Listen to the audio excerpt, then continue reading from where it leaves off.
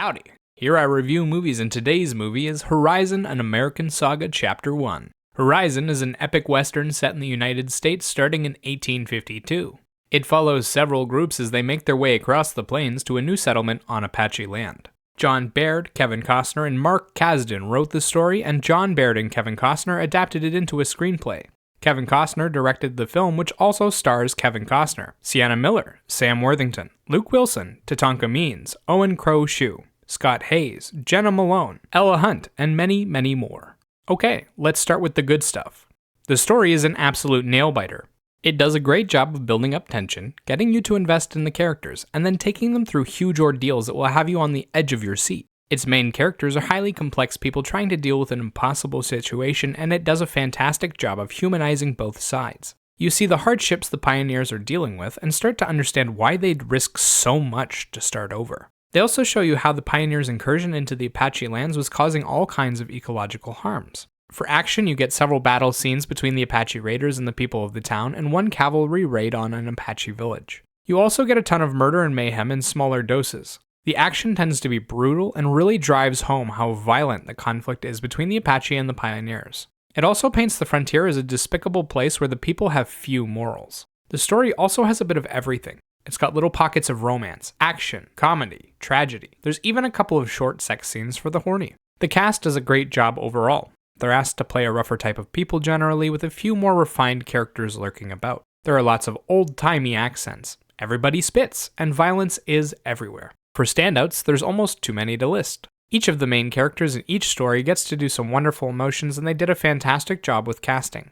Michael Rooker, Sam Worthington, Jenna Malone, Ella Hunt, and Sienna Miller all got to do big conversations where they're asked to emote, and they nail it. Scott Hayes, Kevin Costner, and Owen Crow-Shu all get to play gray characters with a lot of complexity going on in their storylines. They're all bad men who aren't afraid to kill others, but each of them gets redeeming moments that make you want to see where their stories go.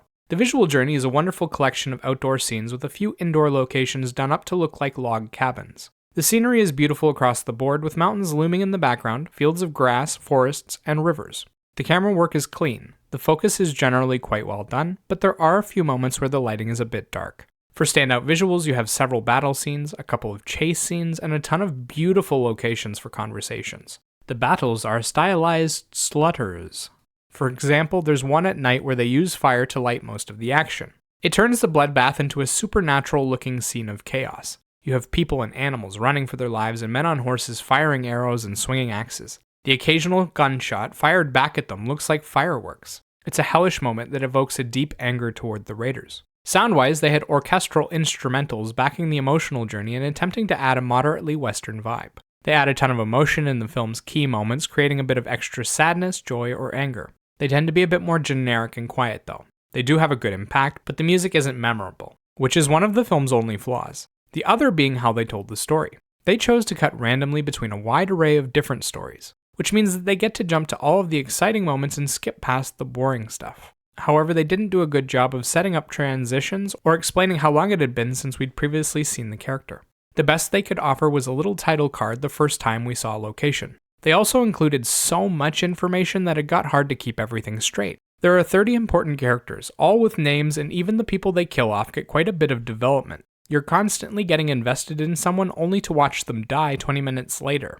It drives home the harshness of the frontier, but it also draws out the film to an extreme degree and means that the film is almost better in doses. The ending was also kind of lame. They just cut to a trailer of the next film, which was kind of nuts. Personally, I loved the film and found myself highly engrossed in it. I was entertained by the atmosphere and the cruel nature of the plains.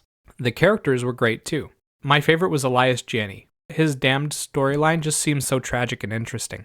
If you like films with big expansive stories, lots of outdoor landscape, or you just like westerns, give this one a try.